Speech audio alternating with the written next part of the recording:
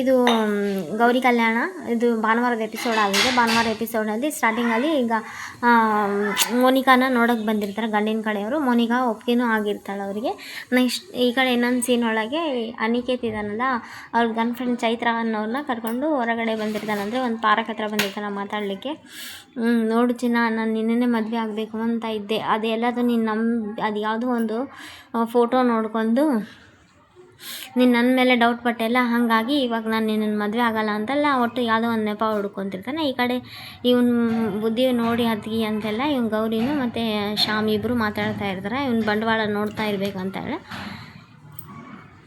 ಇದೇ ಟೈಮಿಗೆ ಅವನು, ನೋಡು ನಿನ್ನನ್ನು ಬ್ಲ್ಯಾಕ್ ಮೇಲ್ ಮಾಡ್ತೀಯಾ, ನಿನ್ನನ್ನು ಬ್ಲ್ಯಾಕ್ ಮೇಲ್ ಮಾಡಿದ್ರು ನಡೆಯಲ್ಲ, ಯಾಕಂದರೆ ನಾನು ಎಷ್ಟೋ ಜನನ ಗರ್ಲ್ ಫ್ರೆಂಡ್ ಇದ್ದಾನೆ, ಆ ಗರ್ಲ್ ಫ್ರೆಂಡ್ ಲಿಸ್ಟೇ ಇದೆ ನನ್ನ ಹತ್ರ, ಆ ಲೀಸ್ಟಲ್ಲಿ ನೀನೇ ಒಂದು, ನೀನು ಏನು ಮಾಡೋಕ್ಕಾಗಲ್ಲ ನನಗೆ ಅಂತೆಲ್ಲ ಹೇಳಿ ಆ ಹುಡುಗಿಗೆ, ಚೈತ್ರ ಅನ್ನೋ ಹುಡುಗಿಗೆ ಆವಾಜ್ ಹಾಕ್ತಾ ಇರ್ತಾನೆ. ಆ ಹುಡುಗಿ, ನೀನು ಇಷ್ಟೊಂದು ಫ್ರಾಡ್ ಅಂತ ನಂಗೆ ಗೊತ್ತಿದ್ದಿಲ್ಲ ಅಂತೆಲ್ಲ ಹೇಳಿದೆ. ನಾನು ದೊಡ್ಡ ಕೋಟ್ಯಾಧೀಶ್ವರರು, ಸಾವಿರಾರು ಕೋಟಿ ಆಸ್ತಿ ಇರೋ ಹುಡುಗಿ ಸಿಕ್ಕಿರ್ಬೇಕಾದ್ರೆ ನಾನು ಹೆಂಗೆ ನಿನ್ನಂಥ ಮಿಡ್ಲ್ ಕ್ಲಾಸ್ ಅವ್ರನ್ನ ಮದುವೆ ಆಗಬೇಕು ಅಂತೆಲ್ಲ ಹೇಳ್ತಾನೆ.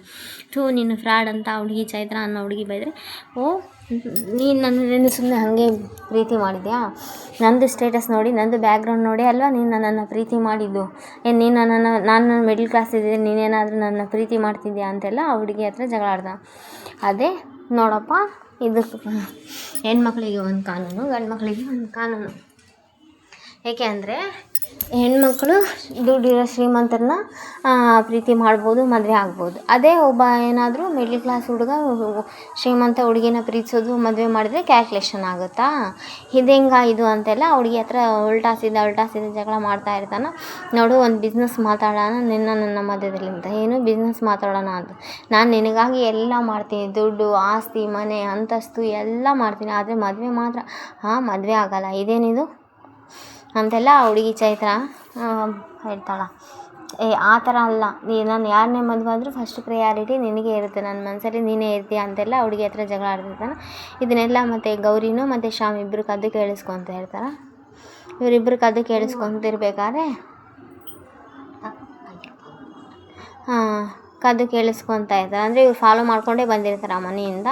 ಇಲ್ಲ, ಅನಿಕೇತ್ ಎಷ್ಟು ನಾನು ಒಬ್ಬರನ್ನ ನೋಡಿದ್ದೀನಿ ನಾಲಾಯಕ, ಇವನು ಅಷ್ಟು ನಾಲಾಯಕನ ನಾನು ನೋಡೇ ಇಲ್ಲ ಅಂತಂದೇಳಿ ಶ್ಯಾಮ್ನ ಬೈತಿರ್ತಾನೆ. ಗೌರಿನೂ ನಮ್ಮ ಅಕ್ಕಂಗೆ ಒಂದೇ ಮೋಸ ಮಾಡಿದ್ನ ಅಂತ ನಾನು ತಿಳ್ಕೊಂಡಿದ್ದೆ, ಆದರೆ ಇಷ್ಟು ಜನಕ್ಕೆ ಮೋಸ ಮಾಡಿದ್ದು ನಂಗೆ ಖಂಡಿತವಾಗ್ಲೂ ಗೊತ್ತೇ ಇಲ್ಲ ಅಂತೆಲ್ಲ ಹೇಳ್ತಾರೆ.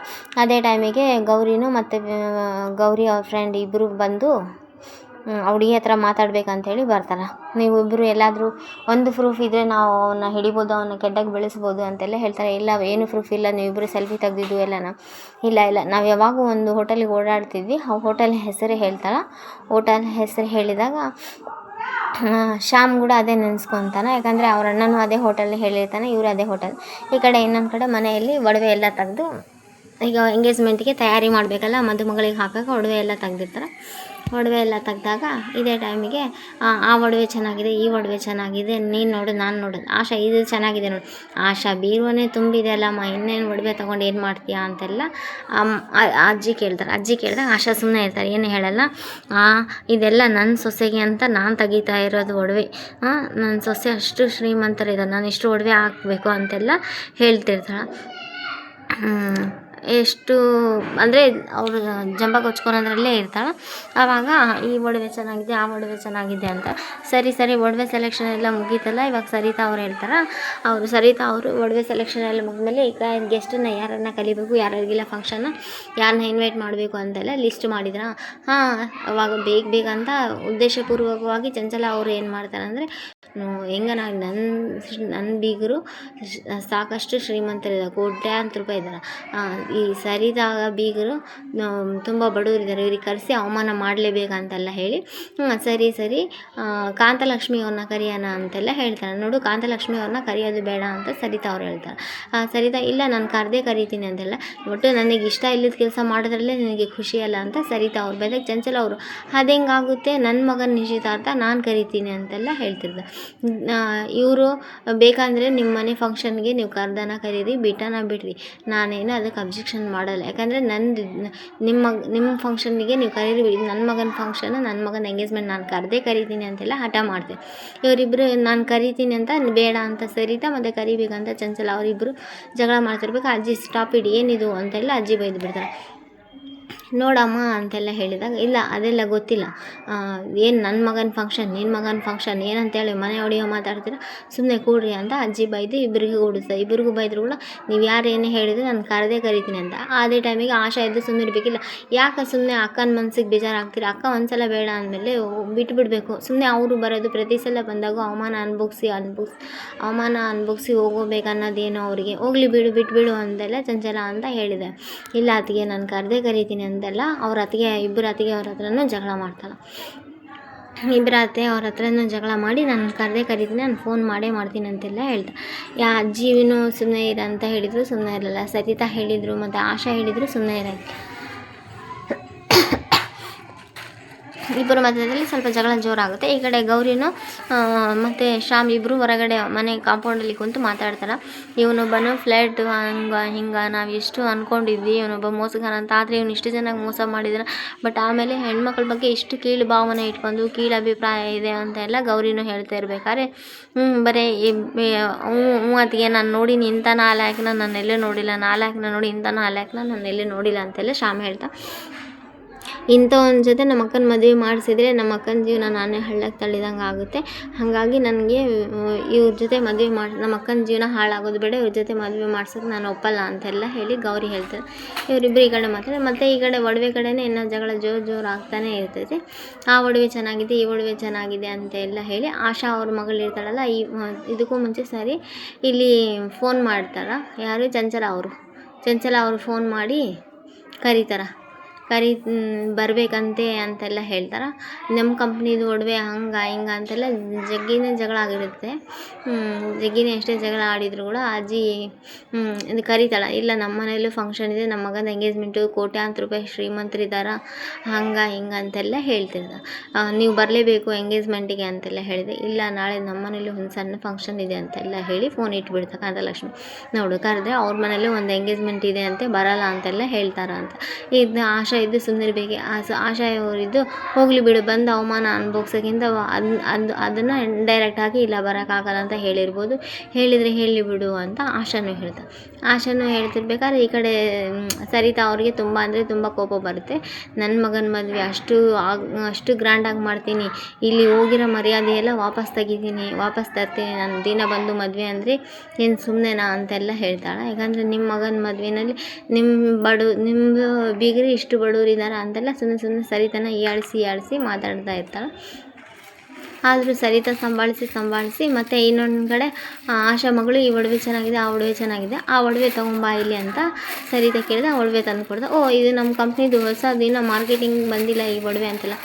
ಮತ್ತು ನನ್ನ ಸೊಸೆಗೆ ತೊಗೊಳ್ತಾ ಇರೋದು ಒಡವೆ, ನನ್ನ ಸೊಸೆ ಏನು ಬಡವರಾ, ಶ್ರೀಮಂತರು, ಸಾವಿರಾರು ಕೋಟಿ ಇರೋರು ಅಂತೆಲ್ಲ ಅಂತೆಲ್ಲ ಹೇಳಿ ಜಂಬ ಕುಚ್ಕೊತಾ ಇರ್ಬೇಕಾದ್ರೆ ಎಷ್ಟು ಹೋಗಿರೋ ನಿಮ್ಮ ಮಗನ ಮದುವೆಗೆ ಹೋಗಿರೋ ಮರ್ಯಾದೆ ಎಲ್ಲ ನನ್ನ ಮಗನ ಮದುವೆಯಿಂದ ವಾಪಸ್ ತರ್ತೀನಿ ಅಂತೆಲ್ಲ ಹೇಳಿ ಜಂಬ ಕುಚ್ಕೊಂಡು ಇದನ್ನೆಲ್ಲ ಗೌರಿ ನಿಂತ್ಕೊಂಡು ಕೇಳಿಸ್ಕೊತಾರೆ. ಗೌರಿ ಮತ್ತು ಶ್ಯಾಮ್ ಒಳಗಡೆ ಬಂದಿರ್ತಾರಲ್ಲ,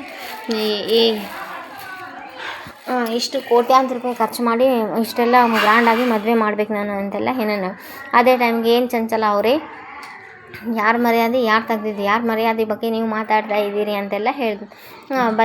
ಬಿಡ್ತಾಳೆ ಗೌರಿ ಬಂದುಬಿಟ್ಟು, ಇನ್ನೇನೇ ನಿಮ್ಮ ಫ್ಯಾಮ್ಲಿ ಬಗ್ಗೆನೇ ಹೇಳ್ತಾ ಇರೋದು ಅಂತೆಲ್ಲ ಹೇಳ್ತಾಳೆ.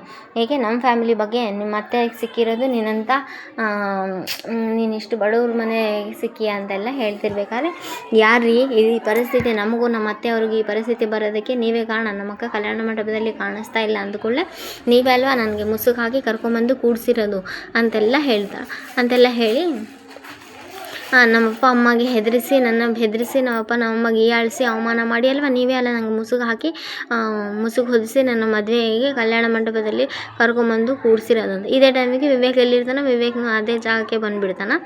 ಜಗಳ ಆಗಿದೆ. ಬಡವ್ರಿಗೆ ಸ್ವಾಭಿಮಾನ ಇರುತ್ತೆ, ಈ ಥರ ಎಲ್ಲ ಮಾಡಲ್ಲ ಅಂತೆಲ್ಲ ಹೇಳ್ತಿರ್ತಾನೆ. ಹೇಳ್ತಿರ್ಬೇಕಾದ್ರೆ ಈ ಕಡೆ ಎಲ್ಲರೂ ಕೇಳಿಸ್ಕೊತಾ ಇರ್ತಾರೆ. ಎಲ್ಲರೂ ಕೇಳಿಸ್ಕೊತಾ ಇರಬೇಕಾದ್ರೆ ನಿಮಗೆ ಸ್ವಾಭಿಮಾನ ಅನ್ನೋದಿದೆಯಲ್ಲ, ನಿಮ್ಮ ಈ ಮನೆ ಶ್ರೀಮಂತರಿದ್ದಾರಲ್ಲ, ಬಡವ್ರನ್ನೇನಾದರೂ ಮದುವೆ ಮಾಡಿಕೊಂಡ್ರೆ ಅದು ಸಮಾಜ ಆದರ್ಶ ಅಂಥೇಳಿ ಒಪ್ಪುತ್ತೆ. ನಿಮ್ಮ ಥರ ಹೀಯಾಳಿಸಿ ಯಾರೂ ಮಾತಾಡಲ್ಲ ಅಂತೆಲ್ಲ ಗೌರಿ ಆ ಅಮ್ಮಗ ಕ್ಲಾಸ್ ತೊಗೊತಾ ಇರ್ತಾರೆ. ಚಂಚಲ ಅವ್ರಿಗೆ ಕ್ಲಾಸ್ ತೊಗೊಂಡ್ರೆ ಸರಿತಾನು ಕೇಳಿಸ್ಕೊತಾ ಇರ್ತಾರೆ. ಬಟ್ ಸರಿತಾ ಏನು ಇಲ್ಲಿ ಅಬ್ಜೆಕ್ಷನ್ ಅಂತ ಏನು ಮಾಡಲಿಲ್ಲ. ಸರಿತಾ ಅವರು ಇವ್ರೇನು ಮಾತಾಡ್ತಾರೆ, ನೋಡಮ್ಮ ಈ ಹುಡುಗಿ ನನ್ನ ಎಷ್ಟು ಅವಮಾನ ಮಾಡಿ ನನಗೆ ಎಷ್ಟು ಕೇವಲವಾಗಿ ಮಾತಾಡ್ತಿದ್ದೀರಿ, ಯಾರು ಮನೆಯಲ್ಲಿ ನನ್ನ ಪರವಾಗಿ ಮಾತಾಡ್ತಾನೇ ಇಲ್ಲ ಅಂತಂದು ಚಂಚಲ ಅವ್ರು ಹೇಳ್ತಾರೆ. ಚಂಚಲ ಅವ್ರು ಹೇಳಿದ್ರು ಕೂಡ ಇಲ್ಲಿ ಅಜ್ಜಿದು ಎಲ್ಲರಿಗೂ ಈ ಮನೇಲಿ ಎಲ್ಲರಿಗೂ ಮಾತಾಡೋಕ್ಕೂ ಸ್ವಾತಂತ್ರ್ಯ ಇದೆ, ಎಲ್ಲರಿಗೂ ಮಾತಾಡುವ ಹಕ್ಕಿದೆ, ವಾಕ್ ಸ್ವಾತಂತ್ರ್ಯ ಇದೆ, ಮಾತಾಡಲಿ ಬಿಡು ಅಂತೆಲ್ಲ ಹೇಳ್ತಾರೆ. ಹೌದು, ಮನೇಲಿ ನಿಮ್ಮ ಮಗನಿಗೆ ಸಂಬಂಧ ಕೂಡಬೇಕಂದ್ರೆ ಮನೆಯವರು ಎಲ್ಲರೂ ಬಾಯಿ ಮುಚ್ಚಿಸಿ ಅಮಾಯಿಕೆ ಥರ ನಾಟಕ ಮಾಡಿ ನಿಮ್ಮ ಮಗನಿಗೆ ಸಂಬಂಧ ಫಿಕ್ಸ್ ಆಯ್ತಲ್ಲ, ಸಂಬಂಧ ಫಿಕ್ಸ್ ಆದಮೇಲೆ ನೀವು ಇವಾಗ ತಿರುಗಿ ಬಿದ್ದೀರಿ, ನಿಮ್ಮ ಅಸಲಿ ಬುದ್ಧಿ ತೋರಿಸಿಬಿಟ್ರಲ್ಲ ನೀವು. ಇವಾಗ ಎಲ್ಲರಿಗೂ ಶ್ರೀಮಂತರು ಬಡವರು ಅಂತೆಲ್ಲ ಹೇಳಿ ಇಲ್ಲದೆ ಇರೋದೆಲ್ಲ ತಕರಾರು ತೆಗಿತಾ ಇದ್ದೀರಿ ಅಂತೆಲ್ಲ ಹೇಳ್ತಾಳೆ. ಅವ್ರ ಅಮ್ಮಗೆಲ್ಲ ಕೈ ತೋರಿಸಿ ಹುಡುಗಿ ಎಷ್ಟು ಇನ್ಸಲ್ಟ್ ಮಾಡ್ತಾ ಇದ್ದಾಳೆ ಅಂತೆಲ್ಲ ಹೇಳ್ಬೇಕಾದ್ರೆ ಆವಾಗ ಇಲ್ಲಿ ವಿವೇಕ್ನೂ ಕೇಳಿಸ್ಕೊತಾ ಇರ್ತಾನೆ ಈ ಮಾತನ್ನ. ಆಶಾ ಕೇಳಿಸ್ಕೊತಾ ಇರ್ತಾಳೆ, ಶ್ಯಾಮು ಎಲ್ಲರೂ ಕೇಳಿಸ್ಕೊತಾ ಇರ್ತಾರೆ. ಅಂದರೆ ಏನೋ ಹೇಳ್ತಾ ಇದ್ದಾಳಲ್ಲ ಗೌರಿ ಅಂತೆಲ್ಲ ಎಲ್ಲರೂ ನೀವೇನು ಅಷ್ಟು ಕೇವಲ ಅಂದ್ಕೊಂಡ್ಬಿಟ್ಟಾರ, ಬಡವ್ರು ಅಂದರೆ ಅವ್ರಿಗೇನು ಮನಸ್ಸಾಕ್ಷಿ ಅನ್ನೋದಿರಲ್ಲ, ಸ್ವಾಭಿಮಾನ ಇರಲ್ಲ. ಅವತ್ತೆಲ್ಲ ಮಾಡಿದ್ದು ನೀವು ಮಾಡಿರೋದ್ರಿಂದ ನಮ್ಮ ಅತ್ತೆಗೂ ನಮಗೂ ಎಷ್ಟು ತೊಂದರೆ ಅಂತೆಲ್ಲ ಹೇಳ್ತಾ ಇರ್ತಾರೆ. ಎಷ್ಟೆಲ್ಲ ತೊಂದರೆ, ಸಂಬಂಧ ಕುದುರೋವರೆಗೂ ಒಂದು ರೀತಿ ಇದೆ, ಯಾವಾಗ ಸಂಬಂಧ ಕುದುರಿ ಇದು ಎಂಗೇಜ್ಮೆಂಟ್ ಅಂತ ಬಂದಾಗ ಇವಾಗ ಮನೆಯವರೇ ಬೇಕಿಲ್ಲ ನಿಮಗೆ, ಇಷ್ಟೆಲ್ಲ ಕೇವಲವಾಗಿ ನೋಡ್ತಿರಲ್ಲ ಅಂತೆಲ್ಲ ಚಂಚಲ ಅವ್ರಿಗೆ ಕ್ಲಾಸ್ ತೊಗೊಂಡ್ಬಿಡ್ತಾಳೆ ಗೌರಿ. ಕ್ಲಾಸ್ ತೊಗೊಂಡಾಗ ನನಗೆ ಈ ಥರ ಇನ್ಸಲ್ಟ್ ಮಾಡ್ತೀಯಾ ಹಿಂಗೆ ಅಂಥೇಳಿ ಚಂಚಲ ಅವರು ತುಂಬ ಅಂದರೆ ತುಂಬ ಕೋಪ ಮಾಡ್ಕೊಂಡು ಕೈ ಮಾಡೋಕ್ಕೆ ಹೋಗಿಬಿಡ್ತಾರೆ ಗೌರಿ ಮೇಲೆ ಕೈ ಎತ್ತಿದಾಗ ಸರಿತಾ ನೋಡಿಬಿಡ್ತಾರೆ. ಸರಿತಾ ಅವ್ರಿಗೂ ನೋಡಿ ವಿವೇಕ್ನ ನೋಡ್ತಾನೆ. ಬಟ್ ವಿವೇಕ್ ಏನು ಹೇಳಲ್ಲ, ನಿಲ್ಲಿಸು ಚಂಚಲ ಅಂತೆಲ್ಲ ಹೇಳಿಬಿಡ್ತಾರೆ. ನಿಲ್ಲಿಸು ಚಂಚಲ ಅಂತ ಹೇಳಿದ ಕೂಡಲೇ ಚಂಚಲನ ತುಂಬ ಗಾಬರಿ ಆಗಿಬಿಡ್ತಾರೆ. ಗೌರಿಗಂತೂ ಖುಷಿನೋ ಖುಷಿ, ವಿವೇಕ್ ಏನು ಹೇಳಲ್ಲ, ಅಜ್ಜಿಗೂ ಖುಷಿ ಆಗಿರುತ್ತೆ ಇದು ನೋಡಿ. ಅತ್ತೆ ಸೊಸೆ ಒಂದಾದ್ರಲ್ಲ ಅಂತೆಲ್ಲ ಹೇಳಿ ಈ ಮನೆ ಸೊಸೆ ಮೇಲೆ ಕೈ ಎತ್ತಿದಷ್ಟು ಧೈರ್ಯ ಬಂದುಬಿಡ್ತಾ ಚಂಚಲ ನಿನಗೆ ಅಂತೆಲ್ಲ ಅವ್ರು ಕೇಳ್ತಾರೆ. ಈ ಮನೆ ಸೊಸೆ ಮೇಲೆ ಕೈ ಮಾಡುವಾಗ ನಿನಗೆ ಯಾರು ಕೊಟ್ಟರು ಅಧಿಕಾರ ಅಂತೆಲ್ಲ ಸರಿತಾ ಅವ್ರು ಕೇಳಿದಾಗ ಚಂಚಲಗೆ ಒಂದು ನಿಮಿಷ ಶಾಕ್ ಆಗಿಬಿಡುತ್ತೆ. ನೆಕ್ಸ್ಟ್ ಎಪಿಸೋಡು ಕಂಟಿನ್ಯೂ ಆಗಿರುತ್ತೆ. ನೆಕ್ಸ್ಟ್ ಎಪಿಸೋಡಲ್ಲಿ ಈ ಮನೆ ಸೊಸೆ ಮೇಲೆ ಕೈ ಎತ್ತೋಕ್ಕೆ ನೀನೇನಾದರೂ ಬಂದರೆ ಈ ಮನೆಗೆ ಬೇಕೋ ಬೇಡವಾ ಅನ್ನೋದು ಈ ಮನೆ ನಿರ್ಧಾರ ಮಾಡುತ್ತೆ ಅಂತೆಲ್ಲ ಸರಿತಾ ಅವರು ಬೈತಾರೆ. ಸರಿತಾ ಅವರು ಬೈದಾಗ ಇಲ್ಲಿ ವಿವೇಕ್ನು ಸ್ಟ್ಯಾಂಡ್ ತೊಗೊಂಡಲ್ಲ, ಅವರಮ್ಮ ಸ್ಟ್ಯಾಂಡ್ ತೊಗೊಂಡಿದ್ದು ನೋಡಿ ಗಾಬರಿ ಆಗಿರ್ತಾನೆ ವಿವೇಕ್ನು ಗೌರಿ ಪರವಾಗಿ.